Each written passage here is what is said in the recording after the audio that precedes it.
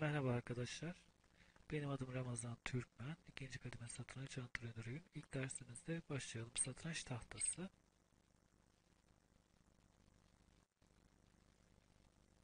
Satranç tahtası 64 kareden oluşmaktadır. Ve önümüzde bunlar siyah ve beyaz kareler ya da koyu renkli ya da açık renkli kareler olarak isimlendirilen karelerden oluşur. İsterseniz videonuzu durdurarak da tek tek sayabilirsiniz. 64 kareden oluşur. 8 tane dikey, 8 tane yatay karenin çarpımından elde edilir. Yani 8 çarpı 8 64 karedir. Satranç tahtamızda bir de merkez kareler vardır. Yani tahtanın tam ortasıdır. Biz buradaki merkez karelere isim verdik. Daha doğrusu tüm karelerin isimleri var ama bu merkez karelerin isimleri ayrıcalıklı gibi görünebilir. D4, D5 ya da E4, E5 olarak isimlendirilir. Tahtanın tam ortasındaki 4 kare bizim için, oyun esnasında bizim için önemlidir. Satranç tahtasında yatay kareler vardır ya da yatay geçiş yolları. Bunlar soldan sağa ve sağdan sola olmak üzere görüntüleyebilirsiniz. Yani satranç taşlarımızın özel durumları ya da hareket yetenekleri doğrultusunda bu yönlerde hareket edebilirler. Biz bunlara yatay kareler veya geçiş yönleri, yatay geçiş yönleri diyebiliriz. Bir de dikey yollar vardır. Bunlar da satranç tahtamızda aşağıdan yukarı ya da yukarıdan aşağı olarak görüntüleyebilirsiniz. Biz bunlara dikey kareler ya da dikey geçiş yönleri diyebiliyoruz. Aynı şekilde çapraz kareler vardır. Burada koyu renkli ya da siyah karelerin geçiş yollarını görüntüleyebiliyorsunuz.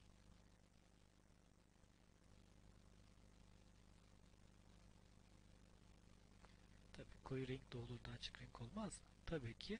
Yani beyaz renkli karelerimiz de vardır. Beyaz çapraz yollarımız bu şekilde görebiliriz.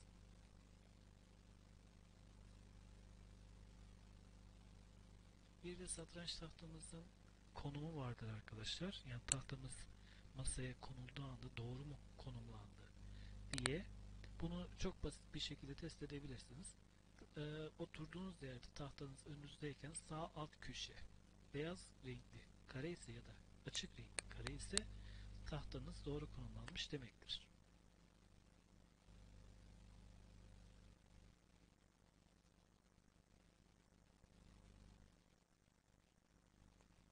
Buradaki ise yanlıştır. Çünkü sağ alt köşesi siyah karedir. Yani yanlış konumlanmıştır.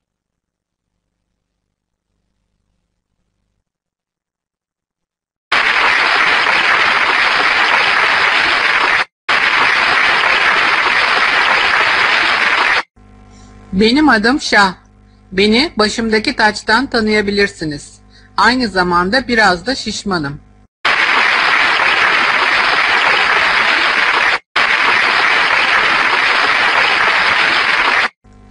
Benim adım Vezir. Benim de başımda taç var. Ama benim tacım Şah'ın tacından farklı.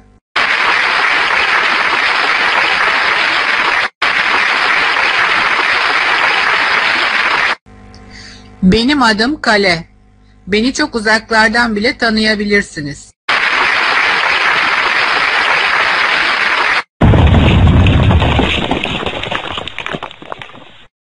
Benim adım At. Çünkü ben adım gibi ata çok benzerim.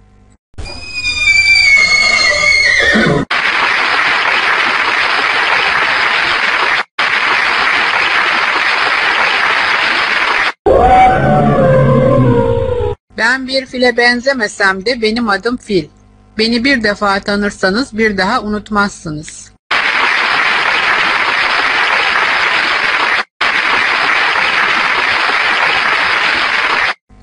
Benim adım Piyon. Beni çok kolay tanıyacaksınız. Çünkü aranızda en küçük olan benim.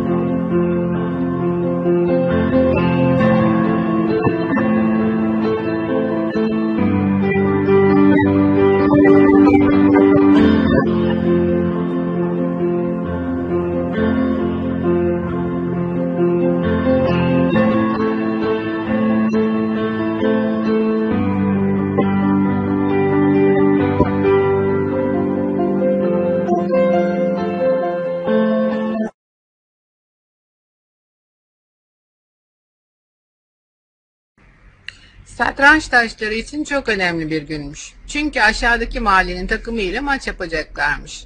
Sabahleyin erkenden kalkmışlar, ellerini yüzlerini yıkamışlar, beyaz formalarını giymişler. Önce kendi aralarında plan yapıp sonra maça gideceklermiş. Maç saatinden çok önce satranç tahtasında buluşmuşlar. Takım kaptanı Şah ortaya çıkıp "Arkadaşlar, sahadaki dizilişimiz çok önemli. Bu nedenle herkes maça başlarken nerede duracağını çok iyi bilmeli" demiş. Biraz durakladıktan sonra ben hepinize nerede duracağınızı söyleyeceğim. Sonra kalelere dönerek sizler tahtanın birer köşesinde duracaksınız. Bunun üzerine kaleler hızlı adımlarla görev yerlerine doğru koşmuşlar. Şah atlara dönerek sizler de kalelerin yanında duracaksınız. Atlar görev yerlerine doğru koşturmuşlar.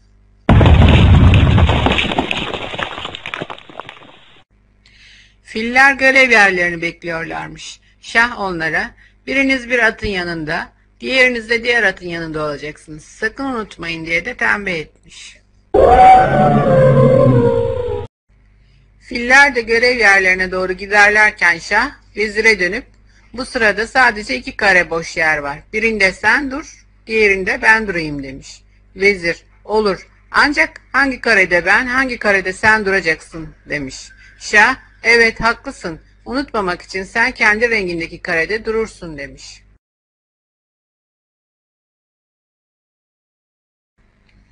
Şah en son 8 adet piyonu karşısına almış. Sizler de bizim önümüzdeki sırada duracaksınız. Görev yerlerinize marş marş demiş. Piyonlar uygun adımlarla görev yerlerine gitmişler. Hep birlikte maçın başlama anını beklemeye başlamışlar.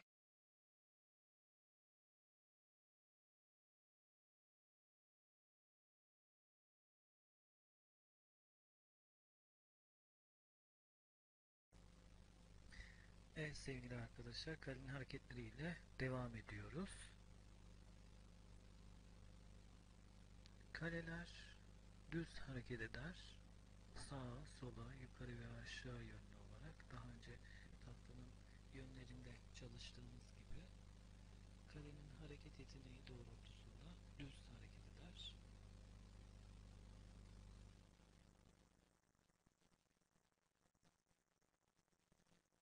Yalnız kale önüne taş çıkana kadar gider. Yani burada kendi beyaz takımındaki atın önüne kadar gidebiliyor. Ve siyah piyonun önüne kadar gidebilir. Bu şekilde hareket eder ya da aşağıya sola doğru da hareket edebiliyor. Kale ile ilgili alıştırmalarımıza geçelim.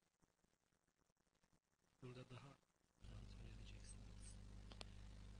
Burada sorulan soru, beyaz karenin kırmızı noktalı kareye en az kaç hamlede gelir diye soruluyor. Videomuzu durdurarak lütfen cevabı biraz düşünün.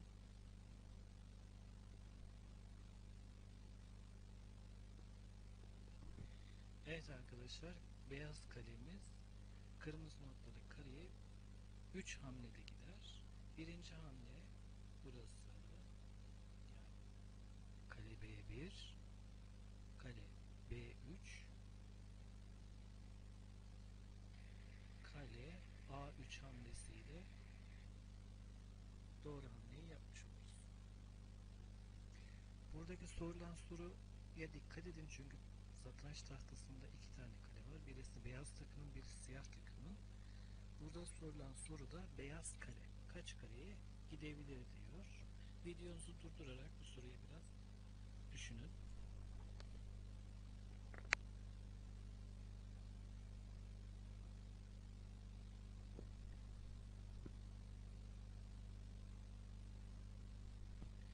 Evet arkadaşlar, doğru cevabımız 8.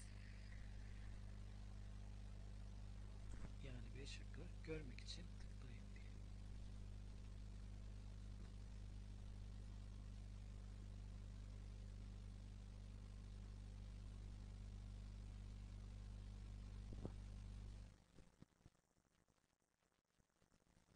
Şimdi sorumuz değişiyor. Siyah kale kaç kareye gidebilir?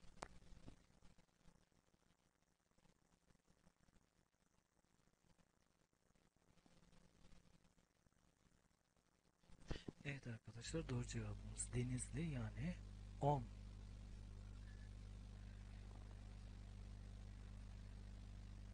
Görmek için bakalım, tıklayalım.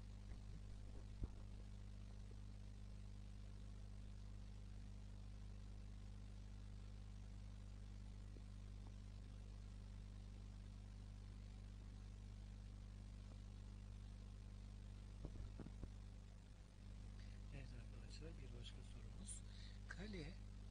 Kalenin yapabileceği hamleleri gösteriniz demiş. Kale nasıl hareket ederse o yönleri göstereceksiniz. Buradaki beyaz kalemiz B1 karesinde, yani düz yukarı doğru beyaz piyon hemen arkasına kadar gidebilir.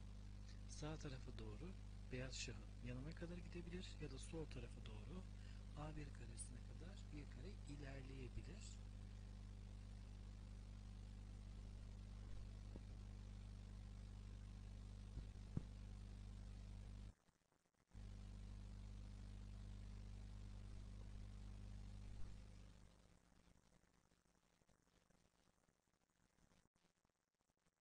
Filin hareketleriyle karşınızdayız. Filler çapraz ilerler ve dikkat edin lütfen, fillerimiz iki taneydi her oyuncu için. Beyaz takımın filleri beyaz karede durana beyaz fil, siyah karede durana siyah fil demiştik. Gördüğünüz gibi burada da beyaz renkli bir fil var, yani beyaz çaprazlarda ilerleyecek. Evet arkadaşlar, filin hareketleriyle ilgili alıştırmalara geçelim. Sorumuza dikkat edin lütfen. Beyaz fil kırmızı noktada kareye en kısa yoldan nasıl ilerleyebilir? Düşünmeniz için videoyu lütfen durdurarak bakın. Evet arkadaşlar, beyaz filimiz 3 hamlede kırmızı noktada kareye ilerler. Yani nasıl ilerliyor? Birinci hamlesi, ikinci hamlesi ve üçüncü hamlesi olarak ilerliyor. Evet, aferin hepinize. Sorunuza dikkat edin lütfen. Oyun tahtasında iki tane fil var. İki takım filleri var. Birisi beyaz renkli, bir diğeri siyah renkli fil. Ama durdukları kareye göre beyaz karede olduğu için ikisi de beyaz fil ismini alır. Buradaki sorumuz ise beyaz fil kaç kareye gidebilir diye sorulmuş. Lütfen videoyu durdurarak sayalım.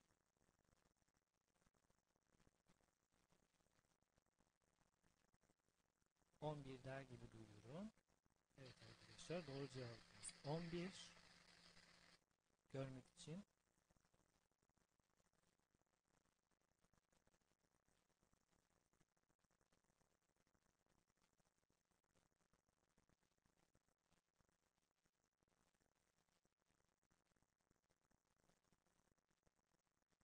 şimdi sorumuz değişti. Siyah takımın fili siyah fil kaç kareye gidebilir diye sormuşuz. Durduğu noktadan itibaren dikkat edin. Videomuzu durdurarak düşünmeye bakın.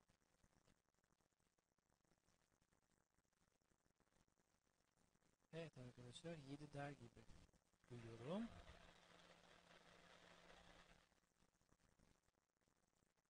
Sayın lütfen.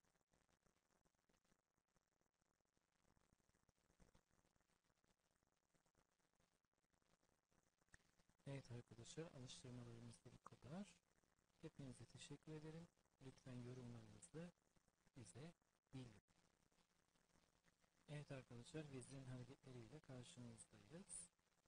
Vezirimiz hem kalenin hem de filmin yaptığı hareketleri yapardı. Yani düz ve çapraz ilerler. Genelde bunları çocuklar ahtapot diyor. Ve sizde göründüğü gibi her yere kolları hareket ediyor. Kale gibi düz, fil gibi çapraz ilerler. Durduğu noktadan itibaren yukarı, aşağı, sağa ve sola doğru ve durduğu karenin rengine göre siyah karede, siyah çaprazlarla ilerler.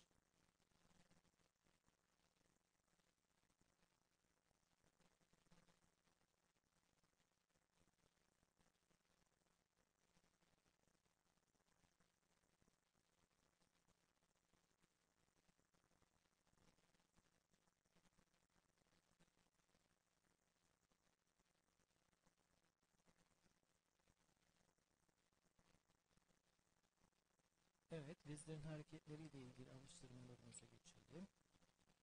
Burada beyaz vezirin kırmızı noktalı kareyi 3 hamlede hangi yoldan ilerleyeceğini sormuş. Lütfen dikkatli düşünün. Birden fazla cevap olabilir. Evet arkadaşlar, birinci yol buradan bu yol ve buraya gidebilir. İkinci yol ise çapraz, düz ve düz hareket yaparaktan ilerleyebilir. Yani burası, bura ve bura olarak görünür. Evet, sorumuza dikkat edelim lütfen. Beyaz vezir kaç kareye gidebilir? Videoyu durduraraktan lütfen cevabı düşünelim.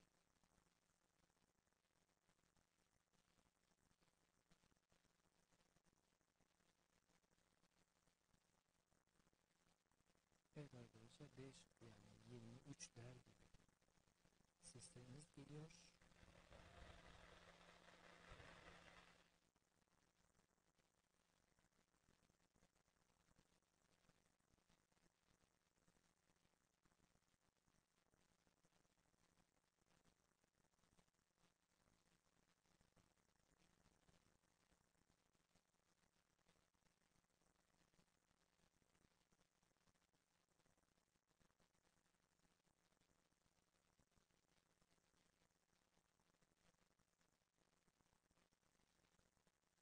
Şimdi sorumuz değişti.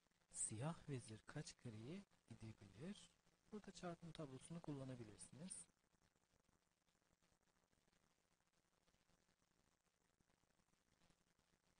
Evet arkadaşlar, 21 sesleri geliyor sanki.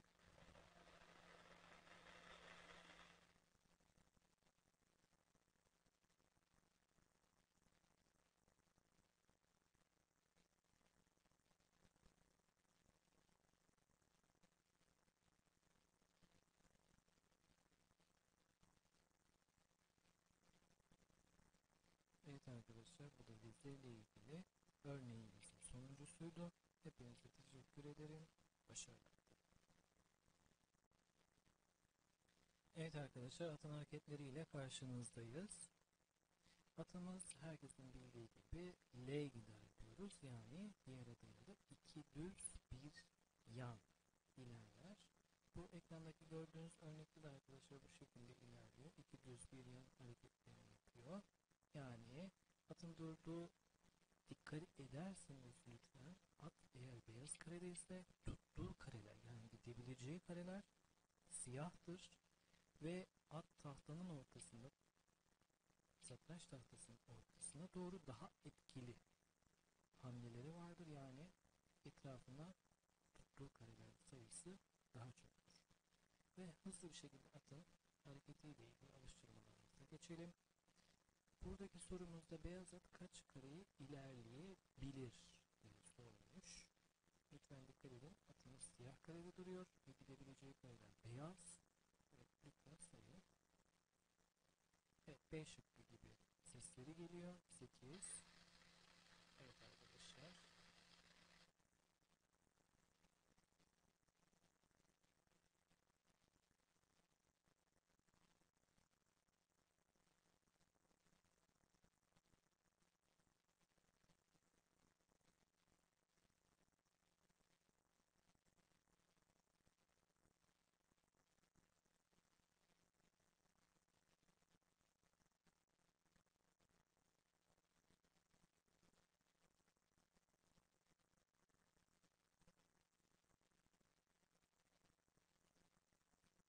Evet, şimdi sorumuz da işte siyah at kaç kare ilerler?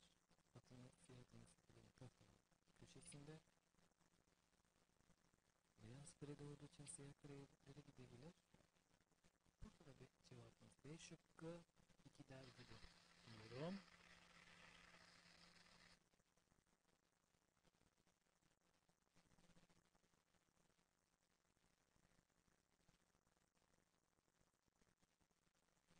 Evet arkadaşlar, at ile ilgili de alıştırmalarımızın sonuna geldik. Hepinize başarılar.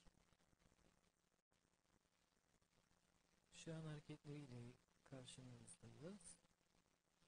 Şahımız da aynı vezir gibi her yöne gider. Yani ahtapot diyebilirsiniz ama kısa kollu ahtapottur arkadaşlar. Kare gibi düz, burada fil gibi çapraz ilerler. Yalnız bir kare ilerler. Şahımızın iki kare ilerlediği bir hamle vardı. Onu da ilerleyen derslerimizde göreceğiz.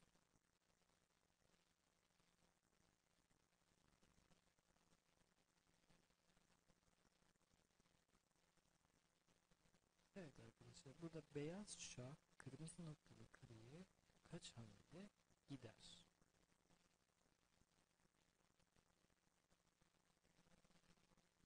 Evet arkadaşlar, 7 diyorsunuz sanırım. Öyle sesler geliyor.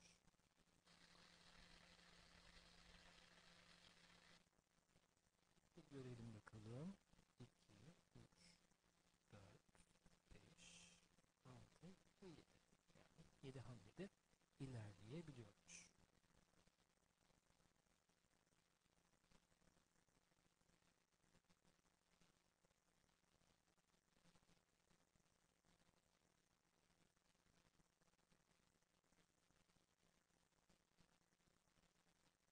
Evet, şimdi sorumuz ne işte? Siyah şah kırmızı noktalı kareyi kaç hamlede ilerler?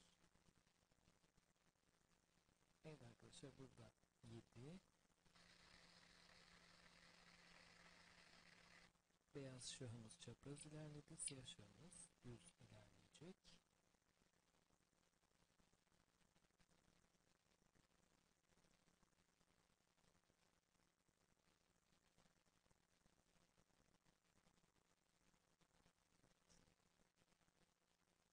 Şimdi sorumuz geçiyor. Beyaz şah kaç kareye gidebilir? Durduğu noktadan itibaren etrafında kaç kare ilerler diye lütfen dikkat edin. Evet, cevabımız C arkadaşlar. 5 kareye ilerler. 1, 2, 3, 4 ve 5.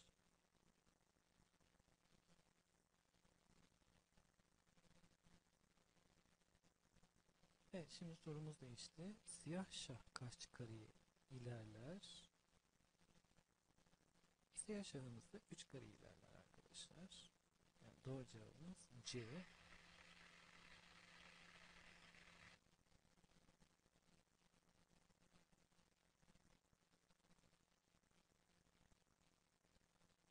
Bir, 2 ve 3.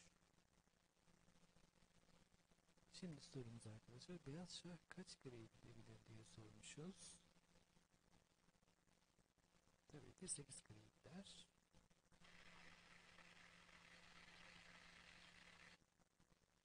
Sayalım. 1, 2, 3, 4, 5, 6, 7 ve 8.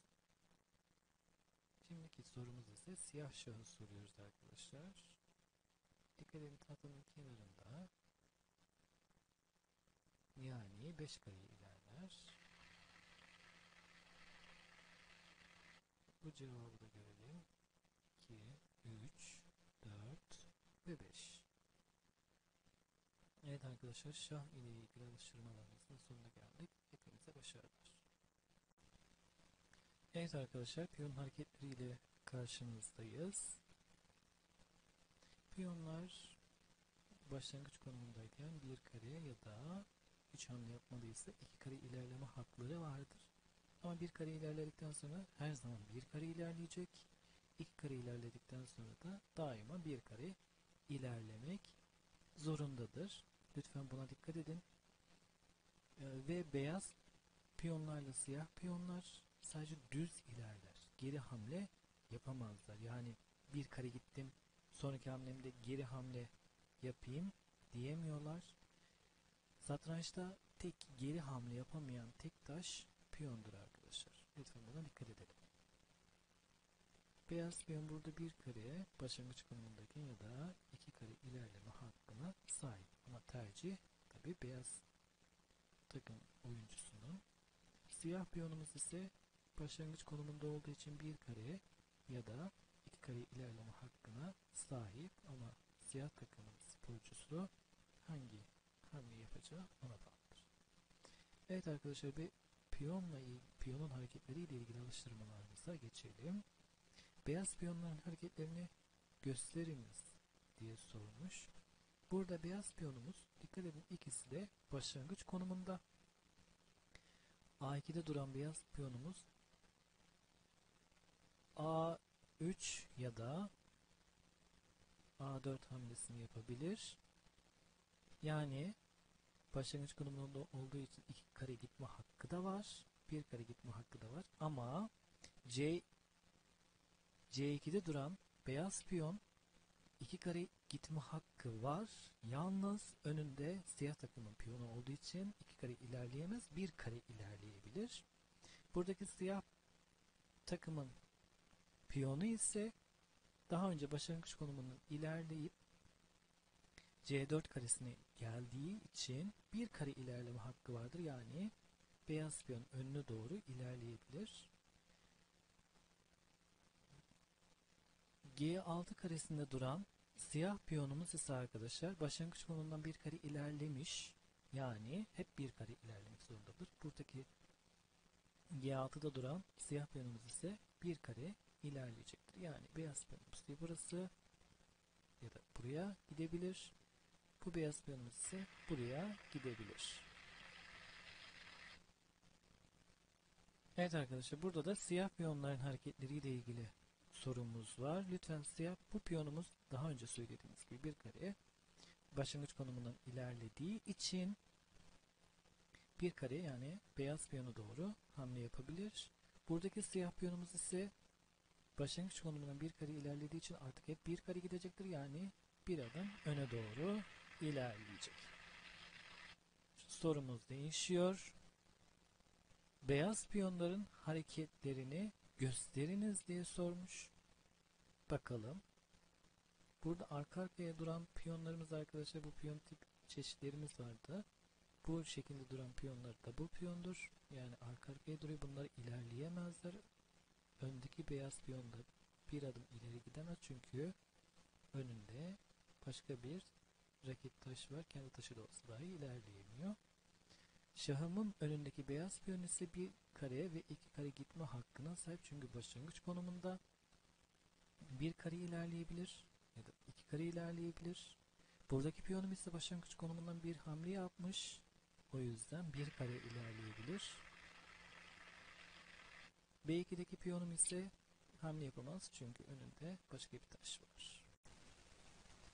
Evet sevgili arkadaşlar, satrançta çatal konumuza gelelim. Satrançta çatal arkadaşlar hem saldırı hem savunma yöntemlerinden birisi olarak kullanabilirsiniz. Biz çatal, yani satrançta çatal ifadesini, kelimesini bir taş ile iki veya daha fazla taşı tehdit yapmaya denir diyoruz. Peki çatal atabilecek ya da çatal yapabilecek ya da çatal konumunu oluşturabilecek taşlarımız hangileridir? Lütfen videonuzu durdurarak düşünün, bir yere not alın ya da kağıt ve kaleminiz varsa lütfen not almaya başlayın. Satrançta çatal yapan taşlarımız arkadaşlar vezir, kale, fil, at ve piyondur. Yani şah hariç diğer tüm taşlar çatal yapabiliyor. Peki şah niçin çatal yapamaz derseniz de arkadaşlar, biliyorsunuz ki satrancın temel doğası şahı güvenli karelerde tutup rakip şahı esir düşürmektir. Bu nedenle şah kendisini sadece savunmak için hamle yapabilir. Yani saldırı düzenleyemez. diyemiyoruz. Hem saldırabilir hem kendisini korumak için hamle yapabilir, atak yapabilir. Evet, fil, at ve piyon. Daha önce konularımızda biliyorsunuz vezir, kale, fil, at ve piyonun nasıl ilerlediğini, hamle yaptığını, satranç tahtası üzerinde nasıl hareket ettiğini biliyorsunuz ve taş alma işlemlerinin nasıl yapıldığını biliyorsunuz. Buna istinaden arkadaşlar çatal konumuza başlayalım. Burada beyaz kale ile rakip iki taşa çatal nasıl atılır? Beyaz kalemiz E8 karesinde duruyor. Hamle sırası beyazda. Beyaz kale E5 karesini ilerlediğinde hem yatayda hem dikeyde hareket yeteneği doğrultusunda arkadaşlar.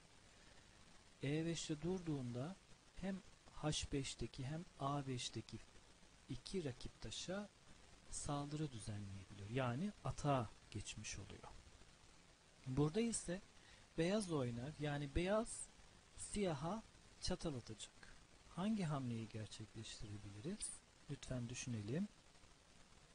Evet arkadaşlar, beyaz kale E8'den E4'e geldiğinde şah çekiyor. Yani yatayda siyah şahı tehdit ediyor ve aynı zamanda diğer tarafta ise H4'te duran siyah vezire saldırı düzenliyor. Bu durumda aslında çatal mı yoksa kale fedası ile veziri almak mı diyebilirsiniz.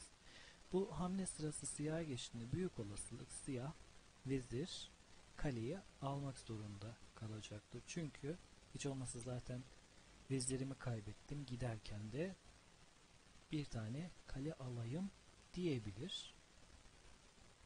Burada ise beyaz oynar, siyaha çatal atar. Çatal yapabilecek taşımız hangisi arkadaşlar? Lütfen düşünelim.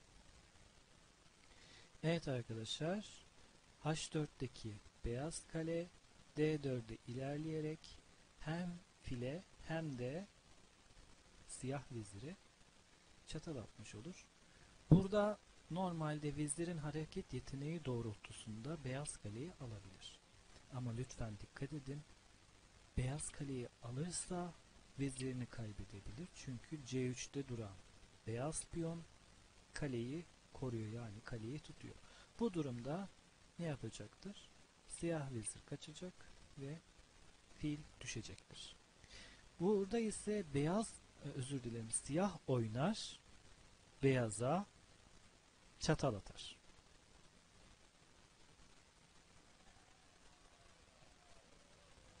Evet arkadaşlar, vezir D4 hamlesi diye düşünenler varsa doğrudur. Vezir D4 yaptığında çaprazdan G1'de duran beyaz şaha ve aynı anda A1'de duran beyaz kaleye saldırı düzenlemiş olur. Bu durumda çatal konumunu oluşturmuş olur. Büyük olasılık şah güvenli karelere kaçar ya da kendisini korumak için E2'deki piyonu E3'ü sürerekten vezire baskı uygulayabilir. Daha sonra zaten siyah vezir de A1'de duran kaleyi alaraktan çataldan başarıyla ayrılmış olur. Evet arkadaşlar, buradaki sorumuz ise beyaz oynar, siyaha çatal atar. Evet arkadaşlar, D1'de duran beyaz vezir A4'e giderek şah çekiyor ve yatayda duran G4'te duran siyah file saldırıyor, korumasız olan file saldırıyor. Bu durumda ne? Çatalımız başarılı olmuş oluyor. Evet arkadaşlar, çatal konumuzun da sonuna gelmiş olduk. Şimdiden hepinize hem kolay gelsin hem de başarılar diliyoruz. Satrançta şiş dediğimizde arkadaşlar, rakibin arka arkaya bulunan iki taşını tehdit etmeye denir. Yani arka arkaya peş peşe duran taşları, iki taşı şişlemek diyoruz. Şiş yapan taşlarımız arkadaşlar çatal yapan taşlarımıza göre biraz daha azdır. Lütfen düşünün ya da not defteriniz varsa lütfen not alın.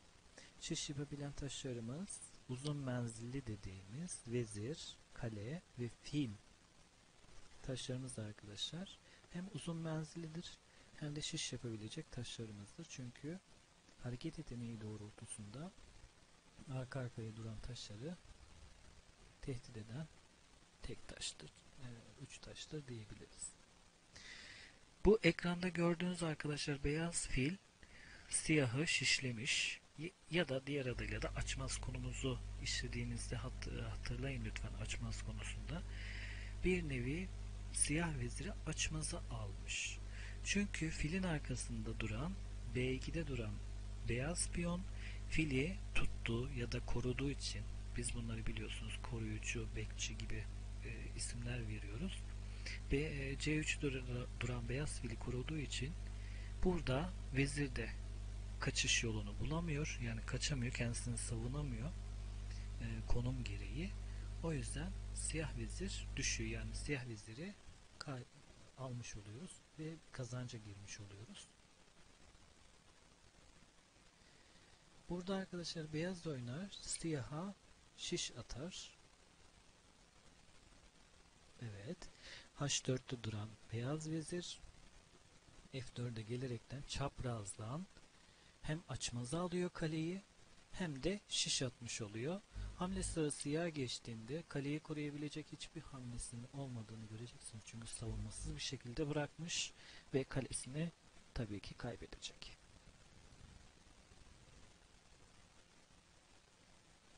Burada ise arkadaşlar beyaz oynar, siyaha şiş atar. Evet arkadaşlar. Aslında buna da fedalı olan bir hamle diyebiliriz, saldırı diyebiliriz. Ama dikkat ederseniz arkadaşlar, kale A8 hamlesiyle hem veziri açmaza alıyor hem de arkasındaki vezir ve şahı şişlemiş oluyor bu şekilde. Hamle sırası siyaha geçtiğinde büyük olasılık ne yapacaktır? Kaleyi alacaktır. Ama kaleyi aldıktan sonra D5'te duran beyaz filim kalemi çaprazdan kuruduğu için hamle sırası beyaza geçtiğinde ise veziri alacak.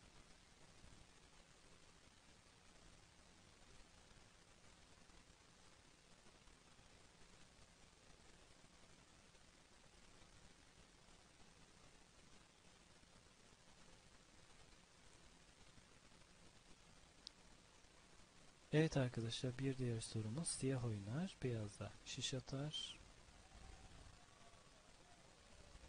Siyah vezir C5 hamlesi doğrudur. Çünkü C5 oynamazsa bir sonraki hamlede zaten arka sıra mat olacaktır. Bundan dolayı vezir C5 hamlesi doğrudur arkadaşlar. Siyah vezir C5 hamlesiyle kaleyi açmaza almış ve beyazın peş peşe olan kale ve şah ile şiş durumu oluşmuştur. Siyah bu hamleyi yaparak bir kale kazancı ve aynı zamanda arka sıra matı olmaktan kurtulmuş olacaktır. Evet arkadaşlar bir diğer sorumuz siyah oynar, beyaza şiş atar. Tabii ki şişlerimize yani sadece şah ve vezirle ya da kaleyle değil fille de yapabiliyoruz. Burada dikkat ederseniz filim 3 puan, şişlediği taşlarımız ise dikkat ederseniz arkadaşlar at ve hemen ardında duran fildir. Eğer at kendisini korumak için kaçar hamle yaparsa filler kendisini kırışarak yani 3'er puanlık taşlar birbirlerini kırışarak oyunu tamamlayabilirler. Evet arkadaşlar bu da son örneğimizde. Hepinize başarılar dilerim. Evet arkadaşlar satranç çalışmalarımızdan bir diğerki konumuz ise rok hamlesi olarak söyleyebiliriz. Rok arkadaşlar şah ve kale ile yapılan yani iki hamleden oluşan tek bir harekettir. Oyunda en fazla her oyuncu için arkadaşlar oyunda en fazla bir defa yapabilirsiniz. Rok yaparken dikkat edilmesi gereken kurallardan birazını şurada anlattık. Arada başka hiçbir taş yoksa ve şah ile kale hiç oynamamışlarsa ve şah tehdit altında değilse rok yapmak için şah kaleye doğru iki hamle ilerleyer ve kale ise hemen onun geçtiği, şahın geçtiği son kareye yerleşir. Bunun detaylarını arkadaşlar şöyle örneklerle biraz görelim. Bayağı uzunca bir konu olarak tuttum bunu. O yüzden hızlı ilerlemem gerekiyor. Rok iki değişik şekilde rok yapılabilir. Roklara arkadaşlar biz isim verdik. Bunlardan birincisine uzun rok diye, ikincisine kısa rok diyebiliriz. Beyaz tarafta beyazların arkadaşlar gösterdiğim diyagramda, sol taraftaki diyagramda beyaz şahın kısa rok nasıl yapacağını gösterdik. Siyahların ise uzun roku nasıl yapacağını bu şekilde gösterdim. Ama kısa rok sadece beyazlara ait değildir. Beyazlar da uzun rok yapabilir. Sadece yapılış biçimleri karışmasın diye ayrı ayrı yerlerde göstermiş oldum. Şah biliyorsunuz arkadaşlar bir kare ilerler her yöne. Kısa kollu ahtapot demiştik hatırlarsanız. Ama tek iki kareyi ilerleyebileceği tek hamle arkadaşlar roktur. Yani biz rok özel hamle olaraktan isimlendirebiliyoruz. Şah kaleye doğru iki kare yaklaşır. Kale ise şahın geçtiği en son kareye yerleşerek hamleyi tamamlamış olur. Ve dikkat ettiyseniz arkadaşlar hamle neydi? Bir taşın bir yerden başka bir kareye ilerlemesi, ama bir taş için diyorduk. Rok ise arkadaşlar rokta iki taş hareket ediyor. Yani bu şaha özel bir hamle. Şah hamlesi olaraktan isimlendirebiliyoruz.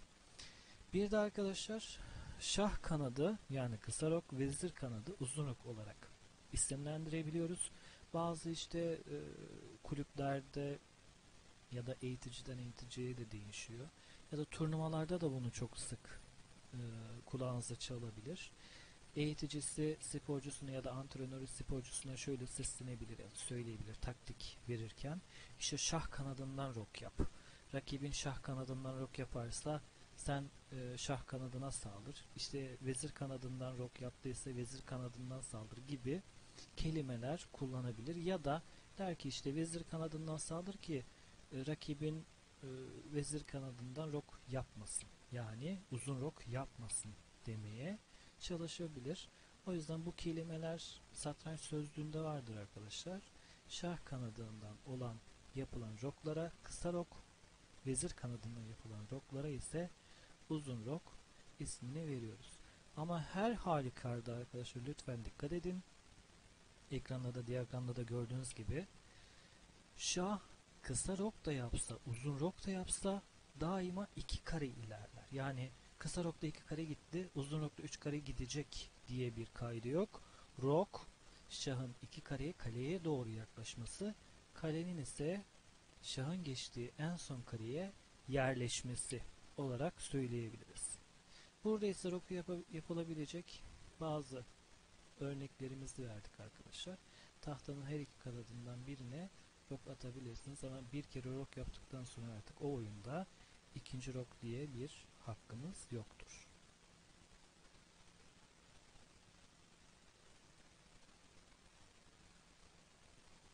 Evet arkadaşlar, buradaki diyagramda ise hem vezirin hem beyazın hem siyahın kısa roku nasıl yapacağını incelemenizi istiyorum. Lütfen dikkatli bakın.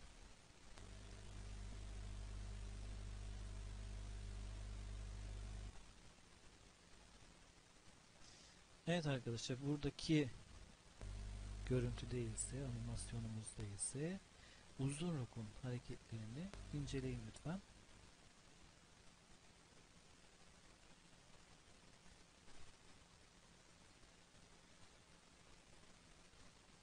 Hangi durumlarda rok yapılmaz? Evet arkadaşlar, bu çok önemli.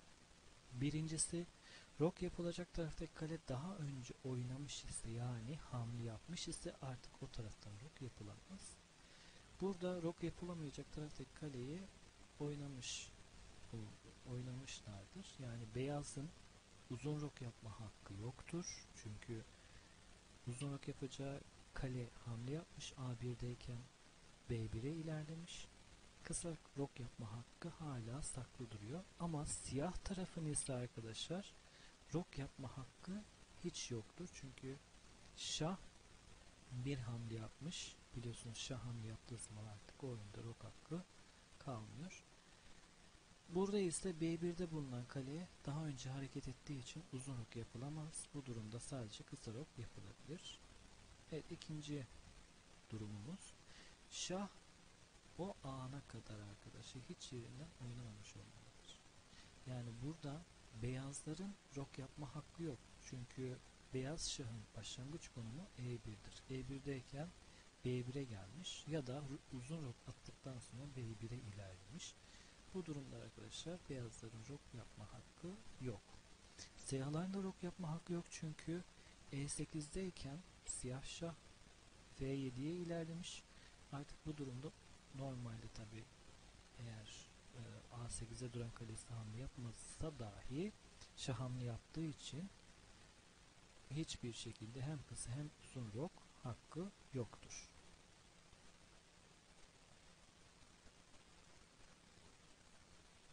Geçici olarak rok yapılamayan durumlarımız var arkadaşlar.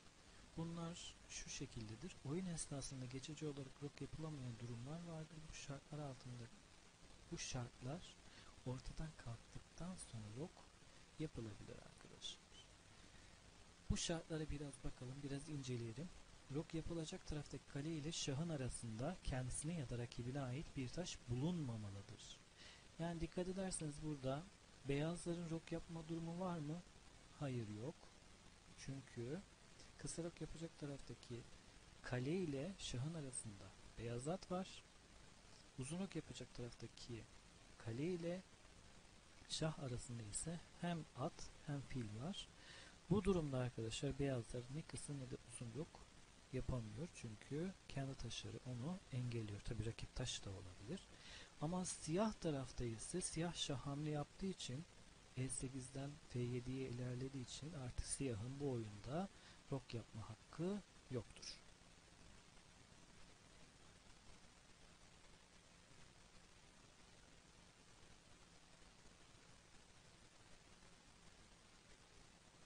Arkadaşlar bir diğeri, rakip şah çekmiş ise o anda rok yapılamaz. Yani şah tehdit altındayken arkadaşlar ben rok yapacağım diyemiyorsunuz. Bu da file kurallarından birisi. Rok hamlesini gerçekleştirememe durumlarıdır.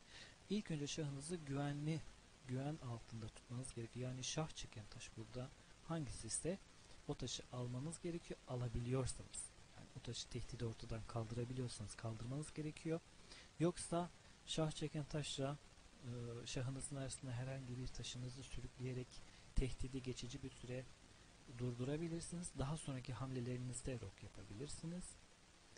Bunlar çok önemli ama eğer ki şah çekildiğinde şahınızı kaçarak hamle yaparsınız, yani şahınızı korumak için şah hamlesi yaparsanız o oyunda artık rok hakkınız kalmıyor. Bunlara da lütfen dikkat edin.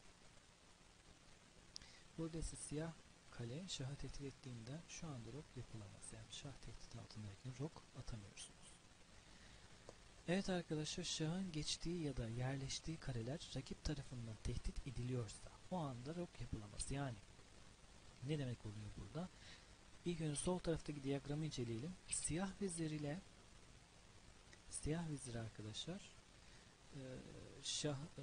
beyaz şah uzun rok yapmak isterse uzun rok yapamıyor. Çünkü neden? D1 karesi tehdit altında siyah vezir tarafından, çünkü şahın geçeceği kareler güven altında, yani güven korunaklı kareler olmak zorunda.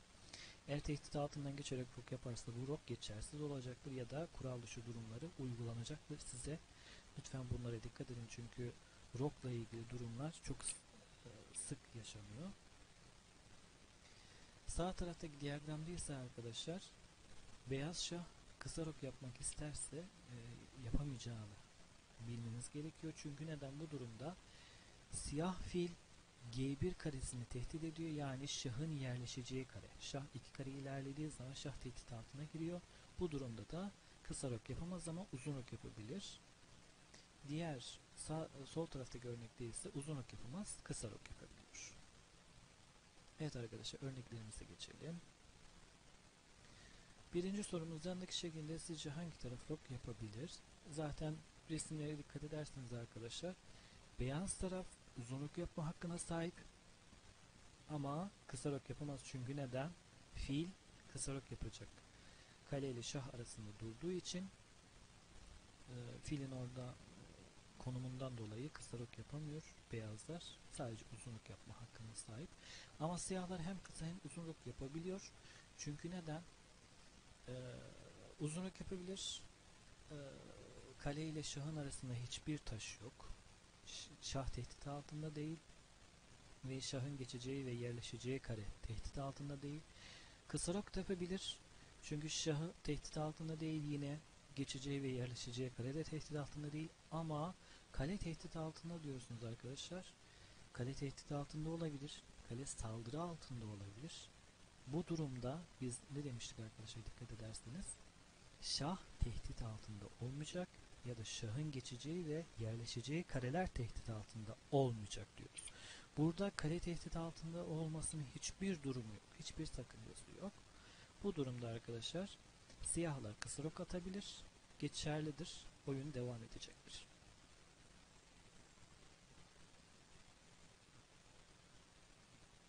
Evet arkadaşlar, ikinci sorumuzda ise yandaki şekilde sizce hangi taraf rok yapabiliyor?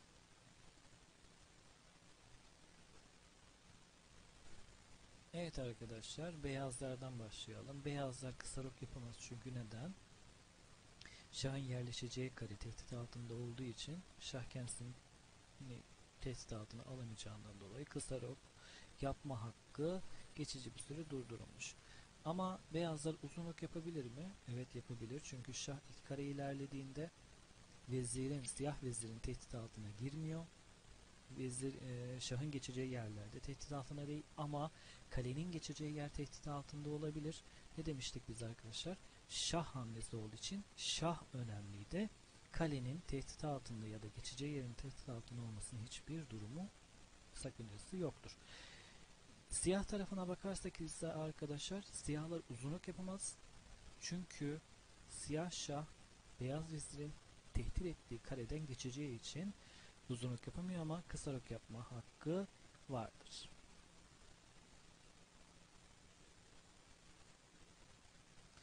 Üçüncü sorumuz, yanındaki şekilde sizce hangi taraf rok yapabilir? Burada arkadaşlar beyazlar ne kısa ne de uzun rok yapabilir hiçbir şekilde, çünkü kısa rok da yapamıyor, uzun rok da yapamıyor. Siyah kale şahın geçeceği yeri tehdit ediyor, o yüzden rok yapamaz. Siyah vezir şahın yerleşeceği kareyi tehdit ettiği için kısa rok da yapamıyor. Ama siyahlar sadece kısa rok yapma hakkına sahip. Çünkü neden arkadaşlar? Uzun rok yapacak kale hamle yapmış. O yüzden şah hamle yapmamışsa oyun süresince ve kısa rok yapacak taraftaki kale de hamle yapmadıysa kısa rok yapma hakkı vardır. Dördüncü sorumuz arkadaşlar, hangi taraf sizce rok yapabiliyor? Beyazlar arkadaşlar kısa rok yapamaz. Çünkü şahın yerleşeceği kare siyah kale tarafından tehdit altında. Ama uzun rok yapma hakkı vardır. Siyahların ise arkadaşlar hiçbir şekilde hem kısa hem uzun rok yapamaz. Kısa rok yapamaz zaten çünkü kale hamle yapmış, uzun rok yapma hakkı saklı. Ama uzun rok da yapamaz çünkü şah beyaz fil tarafından tehdit altına alındığı için geçici bir süre yapamıyor. İlk önce onu koruyabilmesi için C7'deki siyah piyonu C6'ya sürerek ilk önce tehditi durdurduktan sonra sonraki hamleler sırasında yapabilir. Beşinci sorumuz arkadaşlar, yandaki şekilde sizce hangi taraf rok yapabilir? Beyazlardan başlayalım yine. Beyazlar rok yapamaz arkadaşlar. Uzun rok da kısa rok da yapamıyor. Uzun rok yapamaz zaten. Kale hamle yapmış. Uzun rok yapacak tarafta kale hareket ettiği için yapamıyor. Kısa rok da yapamaz çünkü siyah fil tarafından tehdit altında. Siyahlar arkadaşlar kısa rok da uzun rok da yapabilir. Ancak kısa rok yapacak taraftaki kale ile şahın arasında at var. Bu sebepten rok yapamaz. Uzun rok yapabilir. Hiçbir sakıncası yok. Arada hiçbir taşı olmadığı için uzun rok yapma hakkı vardır.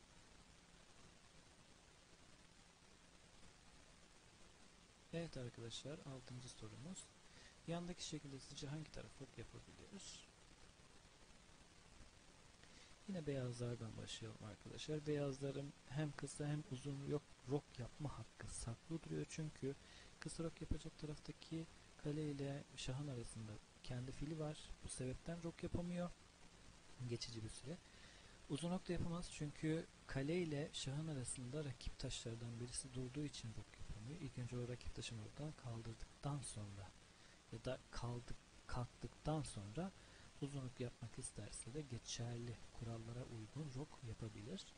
Siyahlar ise arkadaşlar uzun ok yapamıyor çünkü şahın yerleşeceği kare beyaz at tarafından tehdit altında, ama kısa rok yapma hakkı var. Eğer isterse hamle sırası kendisinde ise siyahlar kısa rok yapabilir. Aynı oyunda bir oyuncu yalnız bir kere rok yapabilir arkadaşlar. Bunu söylemiştik daha önce, biliyorsunuz. Evet arkadaşlar, rok konumuzun da sonuna geldik. Lütfen bu kurallara ve rok yapılabilir durumlara dikkat etmenizi tavsiye ediyoruz. Başarılar dilerim. Evet sevgili arkadaşlar, satrançtaki bir diğer konumuz notasyon. Aslında çok önemli bir konu, notasyon. Notasyon nedir dersek arkadaşlar, satranç oynarken hem kendi hamlelerimizi hem de rakibin hamlelerini yazmak, yani kayıt altına almak durumudur. Yani burada bir zorunluluk vardır aslında turnuvalarda ya da kaydetmek istediğiniz eğlence amaçlı oynadığınız oyunlarda arkadaşlar hamlelerinizi kaydetmek zorundasınız. Satrançta hamlelerin yazılmasına cebirsel notasyon denir. Hamlelerin kaydedildiği kağıdı ise arkadaşlar biz notasyon kağıdı deriz. Eğer notasyon kağıdınız yoksa da normal bir not defteri kullanabilirsiniz. Ya notasyon kağıdı dediğimiz durum arkadaşlar bu şekilde hazırlanır. Turnuva organizasyonlarında genelde böyle notasyon kağıtları dağıtılır. Her turda her oyuncu notasyon kağıdını kendisi hem rakibinin hem de kendi hamlelerini kayıt altına alacaktır. Videonuzu durdurarak arkadaşlar buradaki notasyon kağıdını incelemenizi tavsiye ediyorum. Kare adı bölümünü hatırlarsanız o konumuzda işlemiştik. Her bir kutuya satranç tahtasındaki her bir karenin bir ismi var demiştik. Her bir kareye bir isim vermiştik. Burada satranç tahtası 1'den 8'e kadar rakamlarla 8 adet sütun ve A'dan H'ye kadar harflerle adlandırdığımız 8 adet yataydan oluşmaktadır arkadaşlar. Satranç tahtasında her bir karenin bir ismi var demiştik. Hatırlarsanız. Burada olduğu gibi arkadaşlar ben size göstermek için yazdım bunları. A1, A2, A3, A4 diye devam etmişiz. Yani H8'e kadar. A1'den H8'e kadar arkadaşlar tüm karelere isimlerini verdik. Burada taşlarımız hareket ettiği zaman, hamle yaptığında ise o taşın ilk önce ismini, daha sonra ise hareket ettiği karenin adını yazmanız yeterli. Cebirsel notasyon tahtadaki her bir kare onun sıra ve sütununa ait bir harf sayı ikilisiyle tanımlanmaktadır. Burada olduğu gibi arkadaşlar C3 karesi gibi. Bir de arkadaşlar dikkat etmeniz gereken şeyler vardı. Çünkü taşlarımız hareket ettiği zaman hangi taşın hamle yaptığını nereden öğreneceğiz? Tabii ki de o taşın isimlerini yazarak. Şah için şah yazabilirsiniz ama kısaltmanızda fayda var. Çünkü notasyon kağıtları o kadar çok yani büyük kağıtlar değil. Küçük de verilebiliyor, büyük de verilebilir ama büyük verilirse de yazmanızı istemem. Çünkü kısaltarak yazarsanız daha sağlıklı olacaktır. Şah için büyük Ş harfi, vezir için V, kale için K, at için A, fil için F. Baş harflerinin büyük olarak yazıyoruz arkadaşlar. Büyük harf olarak yazıyoruz. Bu şekilde hangi taşın nereye hareket ettiğini bu şekilde öğrenmiş oluruz. Yalnızca o taşa isim vermediğimiz tek taş piyon hariç. Yani piyon haricinde tüm taşlar kendi isimlerinin ilk harfiyle isimlendiriliyor arkadaşlar. Buradaki örneklerimize geçecek olursak da notasyonda önce taşın sonra da gideceği yerin adı yazılır arkadaşlar. Yani burada beyaz vezir D1'den vezir H5'e ilerlemiş. Yani VH5 olarak isimlendirmişiz yapılan hamleyi. Piyonlar ilk harfleriyle gösterilmez ama böyle bir harf olmasa da tanınırlar. Sadece gittikleri kare yazılır. Yani E5 dediğimizde piyonumuz E5'e gitti. Beyaz ya da siyah piyon fark etmez. Çünkü E5'e bir piyon ilerlemiş oldu diyoruz. D4 denildiğinde ise D4'e bir piyon ilerlemiş deniliyor. A5 dersek de A5 karesine bir piyonu sürmüş olduk demek istiyoruz arkadaşlar. Bunlara lütfen dikkat edin. Burada ise arkadaşlar ilk önce ok işaretiyle göstermişiz. E2'deki piyonu E4'e sürmüşüz. Bu şekilde isimlendiriyoruz. Yani E4. Sağ tarafta ise nasıl olduğunu yazmışız. Bir de arkadaşlar tabii ki bunları lütfen not alın. Çünkü ilerleyen zamanlarda bunları kullanacağız. Hamleler yapılırken bazı simgeler, işaretler, objeler kullanıyoruz arkadaşlar. Bunlardan birisi taş almak için çarpı işareti kullanıyoruz. Taş aldığımızda çarpı işareti kullanıyoruz. Şah çektiğimizde artı işareti kullanıyoruz. Mat, eğer oyun bitti